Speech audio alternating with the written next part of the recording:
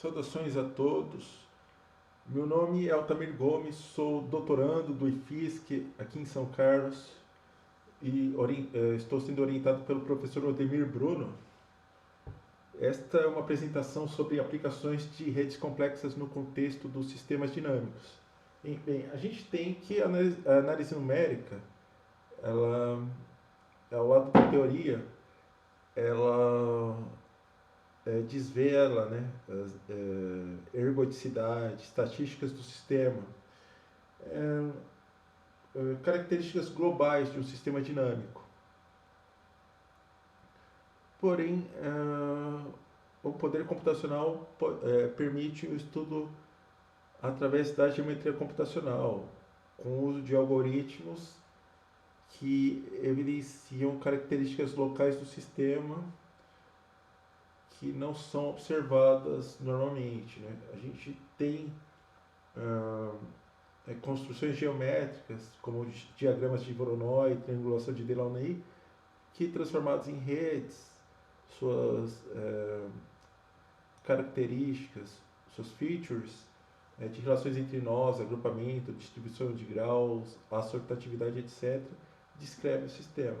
Então, o trabalho foi feito pela Marcela Alves, nível de mestrado, sob a orientação do professor Odemir Bruno, que fez uma análise local de trajetórias do campo logístico.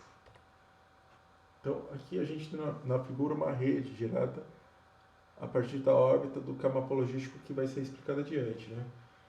Contextualizando, a gente tem que estatísticas locais consideram dispersão dos valores sem levar em consideração as características de ordem, né? Isso porque a estatística é uma sumarização. A gente quer jogar fora informações que não representam o, os, o, a globalidade dos valores, né? E a gente fica com uma sumarização que globaliza os valores de interesse. Porém, se a gente mantém as relações de ordem, por exemplo, entre os valores iterados da órbita de um mapa, a gente pode explorar padrões locais em sequências pseudo-randômicas. Então a gente reproduz a metodologia empregada pela Marcela. Então a gente tem um mapa logístico, né, onde a próxima iteração de x igual a r vezes iteração atual, o valor da iteração atual de x vezes 1 menos o valor da iteração atual de x. A gente tem r e x dentro de seus respectivos intervalos, então a gente gera essa órbita pelo mapa logístico, aplica uma operação onde essa barrinha significa a função piso, e então a gente constrói redes a partir dessas órbitas e os nós apresentam coordenadas, e essas coordenadas, elas, sua distância, ela pode caracterizar arestas. Então a gente incrementa o valor de R do mapa logístico, gera diversas órbitas, cerca de 200, e a gente Delaunay para cada uma delas e a gente converte em redes. Então a gente extrai, né, um conjunto das melhores características em termos de redes complexas e a gente computa a projeção PCA. Isso vai ficar mais simples a partir da figura, que a gente pegou 10 conjuntos de 200 órbitas, cada um com o valor de K do campo logístico. Uma intervalo com valor de K entre 0 e 4 e outro entre 5 e 9. Então a gente verifica que para o propósito de geração de números pseudo-aleatórios, as órbitas cujo K está entre 0 e 4, elas são mais facilmente distinguíveis do que K entre 5 e 9. E também a gente verifica com a razão de variância PCA que essas curvas da razão de variância diferem, né, para cada intervalo de K. E uma observação interessante, dando zoom aqui,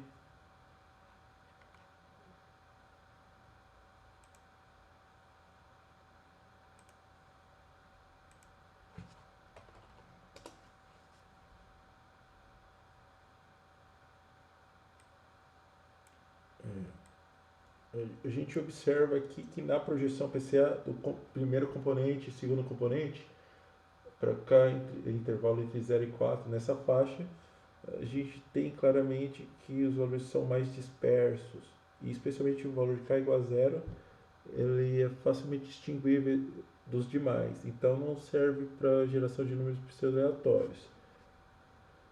Já entre 5 e 9, eles apresentam, né, a projeção PCA valida que são melhores essas órbitas, né, com o valor de K do K macrologístico entre 5 e 9, essa faixa pode ser melhor utilizada em geradores de números pseudo-aleatórios.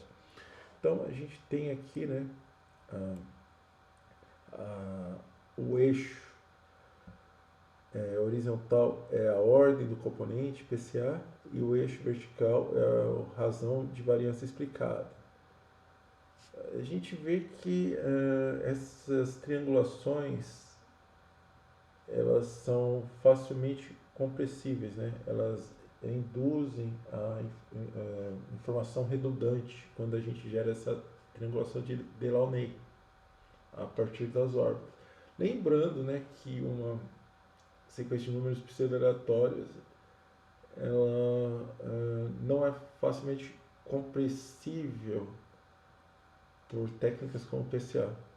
Aqui só mostrando rapidinho, né, o que é uma triangulação de Delaunay, onde a gente tem os pontos e a gente incide arestas nesses pontos e formando triângulos, nenhum ponto pode ficar no círculo, dentro do circuncírculo que circunda cada um desses triângulos.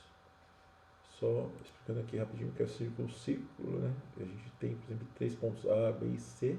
A gente tem o triângulo, esse círculo circunda o triângulo. Então, a gente tem essa triangulação de Delaunay com essas propriedades e estudamos elas. Aqui, só para mostrar rapidinho o trabalho da Marcela, no qual, né, ela realizou a projeção PCA. Ela teve resultados ligeiramente diferentes, mas o comportamento, né, das amostras basicamente o mesmo. O K entre 0 e 4 apresenta uma dispersão maior e K entre 5 e 9 apresenta uma dispersão menor, se bem que com K igual a 9 a projeção ela apresentou um comportamento diferente, né, daquele que a gente conseguiu reproduzindo a metodologia do experimento. E na razão de variância, né, os resultados são bem parecidos, onde nos componentes de maior peso eles explicam, né, melhor a variância comparados com os componentes de menor peso. Ok, mostrando aqui. Box plot, esses experimentos foram feitos, mas infelizmente não inclui na apresentação. Bem, é isso, pessoal. Espero que tenham gostado. Gostaria de explicar mais sobre detalhes do trabalho. Se quiserem saber mais, só me contatar. Meu e-mail, vou só colocar aqui rapidinho. altamir.bispo@usp.br. Ok? Bem, é isso, pessoal. Abraço.